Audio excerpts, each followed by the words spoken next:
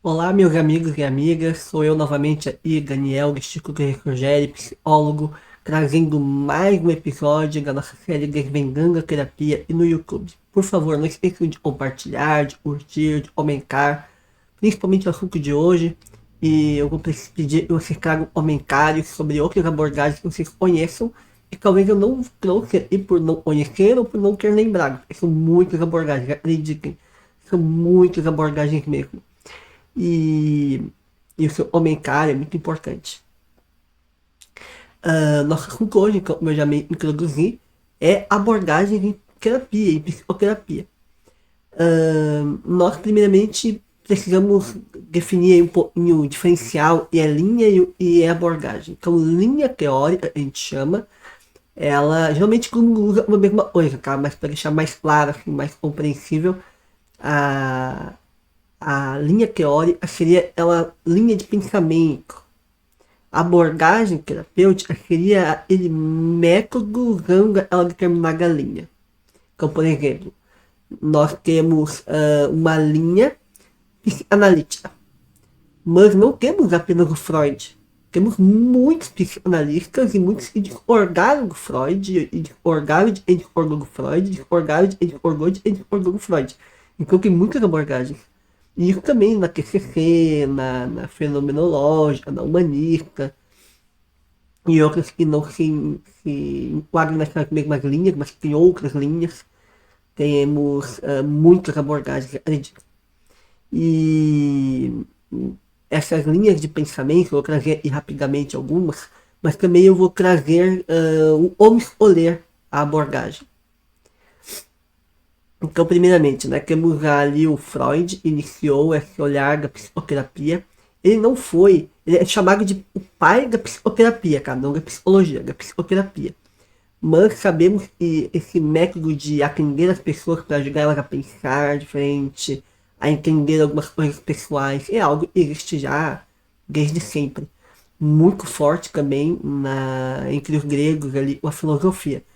Mas entrar realmente um olhar assim, integrado com a saúde e olhando também para origens e causas de transtornos mentais, e tem um método bem estruturado, e se declara um terapeuta usando esse método é o Freud. Por isso que ele é chamado de o pai da psicoterapia. E muito importante, cara.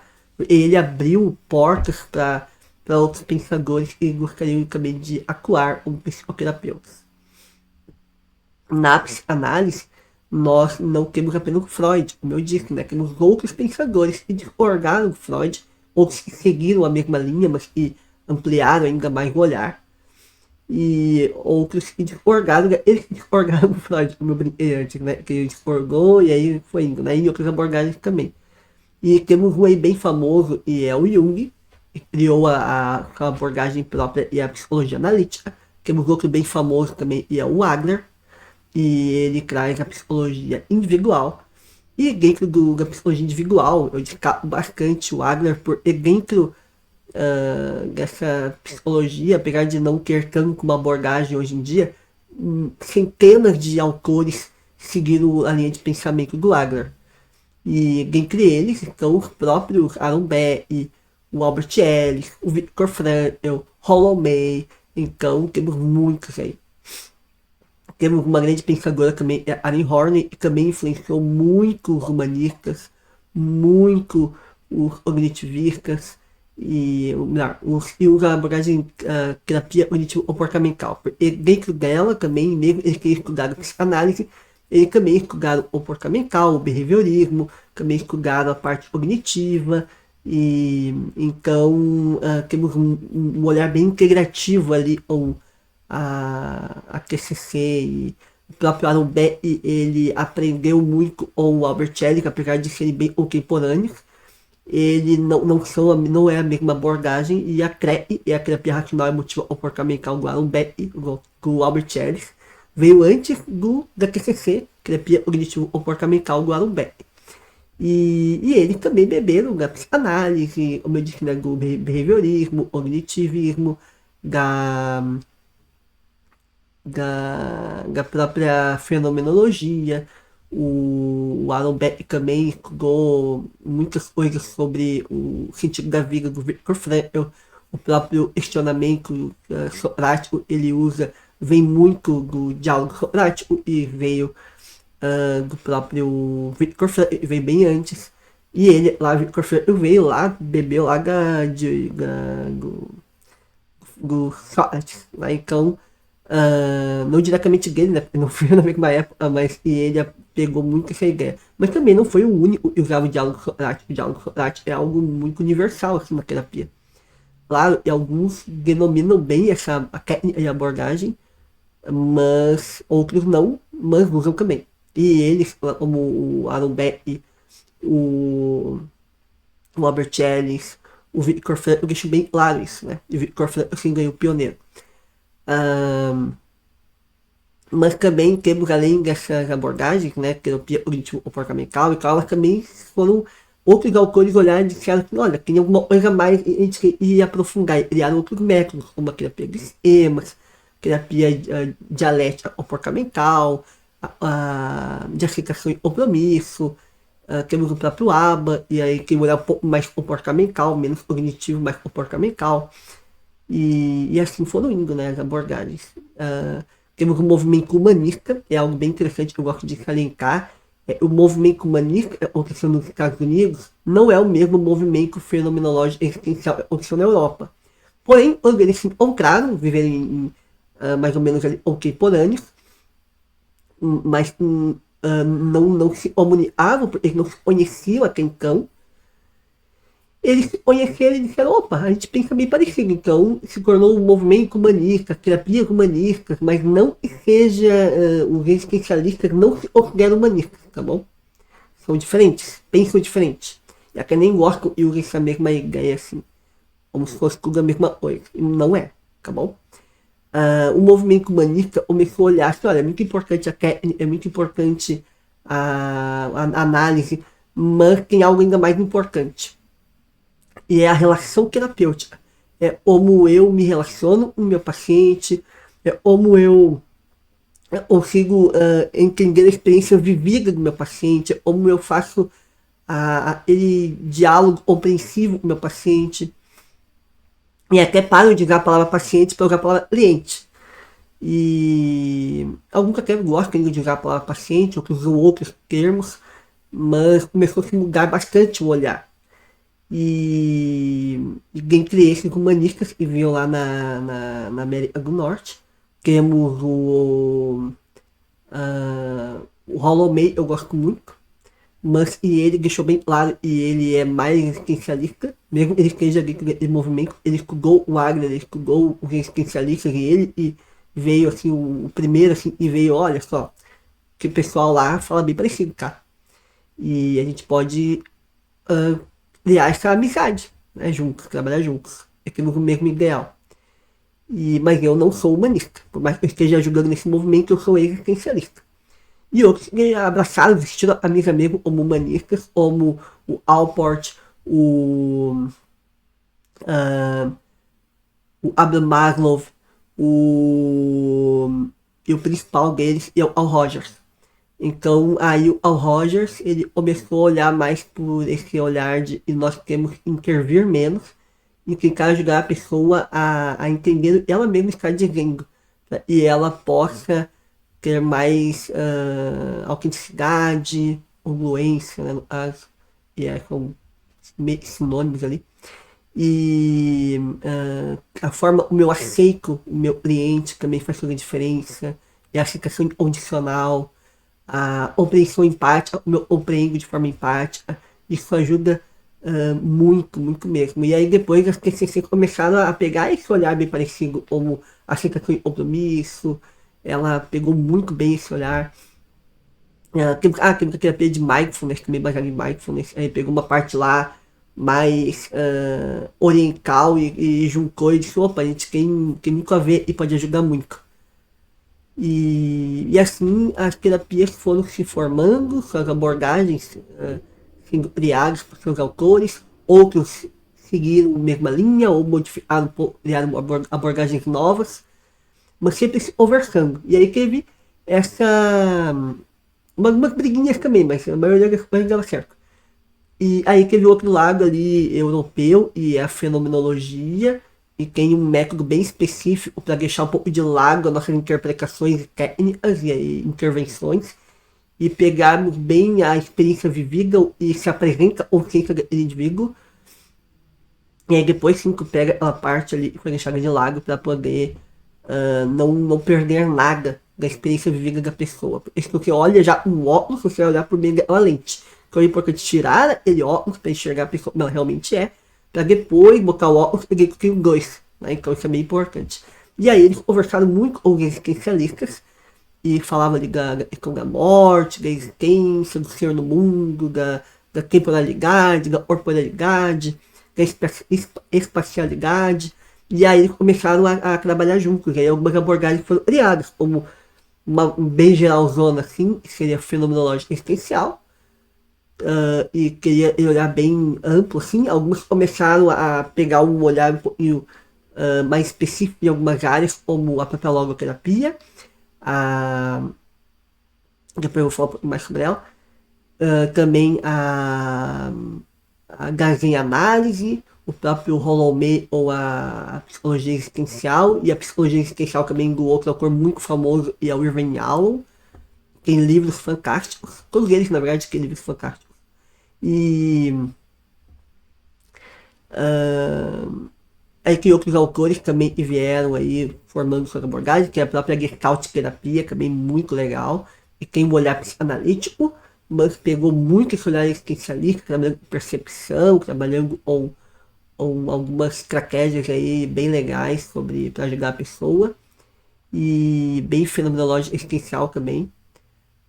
Temos também o olhar todo da fenomenologia existencial para a psicopatologia, então que é a psicopatologia fenomenológica existencial, é diferente da psicopatologia tradicional, mais positivista, mas quando elas se juntam, se trabalham juntos, é o ideal, assim, a gente tem um olhar bem amplo. E temos a psiquiatria existencial também, e daí entra o Jaspers e outros autores. Temos muito da filosofia aí também, que ajuda muito, porque meio que se rompeu aquela ideia de filosofia uma coisa e psicologia outra, mas eles pegam e falam, não, tem muito a ver. E hoje, atualmente, século atual, né, nos anos atuais, agora a gente vê que realmente tem muito em comum. Eles já diziam há muito tempo, mas agora eles estão se aceitando melhor. Ainda algumas resistências. Temos a logoterapia e ela é bem diferenciada, assim, porque ela, apesar de usar muito da parte fenomenológica existencial, o Freud disse que não se considerava existencialista, ele discordava de algumas ideias. Tem alguns olhares até do inconsciente, e algumas outras coisas semelhantes da psicanálise, mas ele não é psicanalista. Ele até se considera mais, por ele ser um médico, psiquiatra, neurologista, ele tem, assim, eu acharia um pouquinho melhor, não perfeito, mas um pouquinho melhor, seria a psiquiatria existencial. Tem muitas coisas semelhantes também, a QCC, ou a abordagem centrada na pessoa do Al Rogers. E alguns dizem que a primeira QCC foi a logoterapia, porque foi a primeira a trabalhar pensamentos, crenças, não exatamente com essas palavras, mas trabalhando muito a forma da pessoa pensar, interpretar, usando o diálogo prático para a pessoa modificar algumas formas de perceber, de entender o mundo, a vida. Tem uma visão muito estruturada do que é a pessoa, o ser humano, e uma visão de mundo. E eu disse que todas as abordagens têm, por mais que elas muitas vezes não falem e têm, e nem pensem muito a respeito, mas todas têm uma visão de como elas entendem o ser humano e uma visão de como elas entendem o mundo.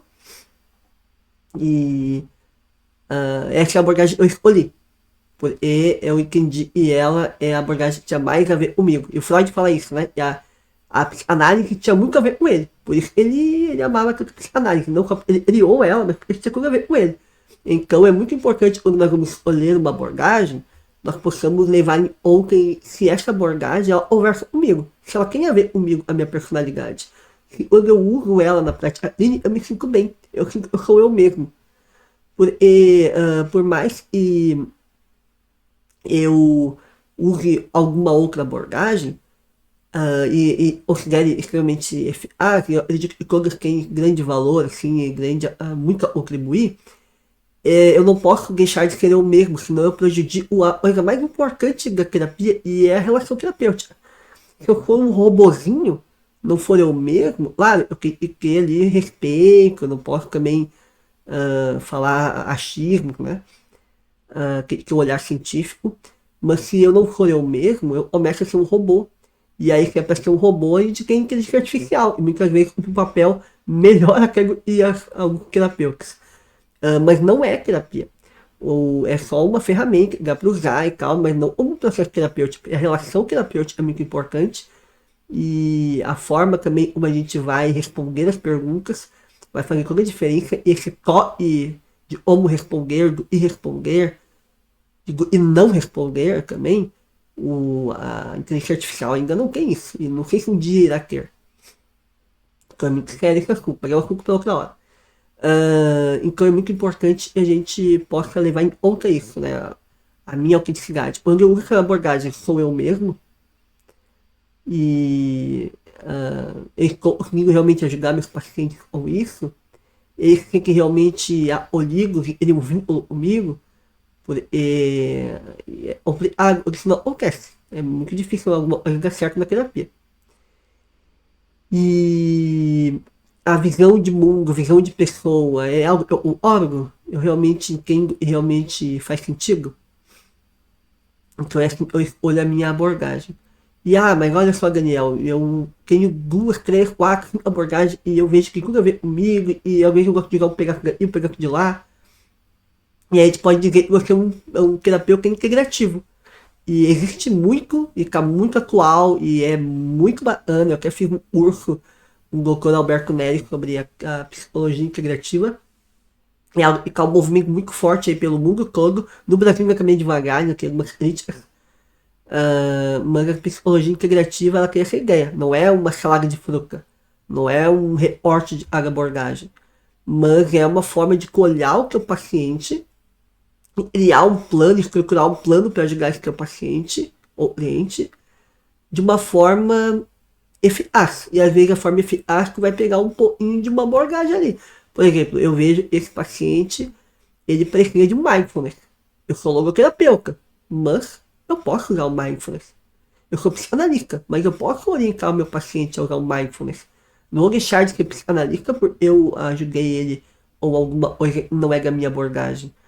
O meu paciente é falar sobre o sentido da vida. Não, a minha abordagem não trabalha com isso. Vai procurar então um logoterapeuta. Não, você pode trabalhar também e pode usar algumas ferramentas da logoterapia para isso. Então isso é usar a terapia integrativa.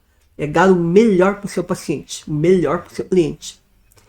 E muitas vezes o melhor vai ser integrar algumas coisas na abordagem. Não é mudar a estrutura da sua abordagem, a base dela, não é mudar a forma como você trabalha, mas é usar alguns recursos, ferramentas, às vezes diálogos de alguns livros que você pode estudar também. E pensa, bom, esse livro e esse área desse paciente, e o Franco falou que tem muito a ver com o meu paciente. Então por que não usar algumas delas estratégias que o Franco usou para ajudar o seu paciente, mesmo você sendo da TCC, certo? É muito importante também ter supervisão, que a psicoterapia individual, a sua, né, psicoterapia, para você possa também saber o melhor a fazer, né? Não fazer uma coisa de achismo da cabeça, mas algo bem realmente estruturado, organizado. Ter cuidado para dar o melhor sem prejudicar a pessoa, prejudicar o processo e te prejudicar também. Então, para escolher a abordagem, é muito importante levar em conta, vamos reforçar, a sua personalidade, quem você é, se você está sendo realmente autêntico, realmente você mesmo, se tem a ver com a sua visão de mundo, e se tem a ver com a sua visão, ou a visão de mundo, tipo de cosmovisão, né? E aquela ideia de antropologia, aquela visão de ser humano também. Quando essas coisas estão realmente em harmonia, você sabe, bom, realmente essa é a abordagem que eu quero usar. Mas tem mais de uma abordagem. Não tem problema, talvez você vai adaptar algumas coisas, sempre respeitando a base da sua abordagem.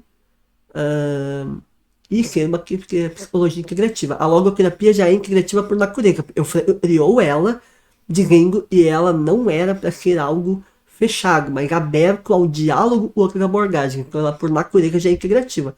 E é uma das coisas que eu sempre gostei muito.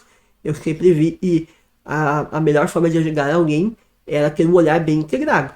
E aí eu me disse isso, opa, é ele, né? Mas não só isso, depois eu vi a visão de mundo, a visão de ser humano, uh, a forma como ele tratava os pacientes, a forma como ele usava sua abordagem terapêutica, e aí eu fui vendo que tinha tudo a ver comigo.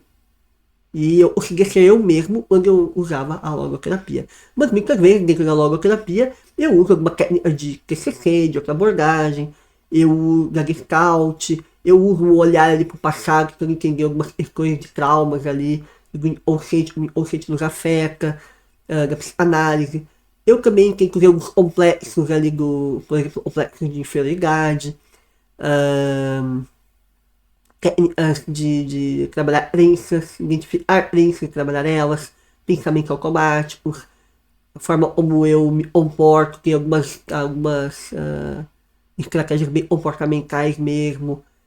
Ensino meu paciente também a fazer psicologia positiva também. Então temos ali o diário de gratidão, uma coisa muito legal, a psicologia criativa eu uso muito também.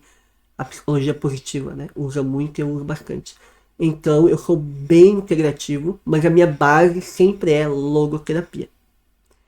E eu acredito que o vídeo ficou meio grande, mas eu acredito que eu quero trazer para vocês, acredito que vai ajudar bastante. Se tem alguma outra abordagem que gostaria de compartilhar com a gente, comente, compartilhe. Não esqueça de curtir, então agora mesmo pare e dá uma curtida aí. Faz um comentário. Um comentário pode ser até negativo de algo que você não gostou, para a gente possa melhorar. Ou algo que eu falei errado, talvez. Eu falei tudo certo, mas se tem alguma coisa que você não concordou e acha que não tá legal e realmente eu falei errado, porque essa abordagem eu não conheço todas, né? Então eu falei, eu sei, mas eu sei pode não ser exatamente o que é, então você pode me corrigir, não tem problema nenhum. E não esqueça de compartilhar com outras pessoas, é muito importante para que mais pessoas tenham esse conhecimento.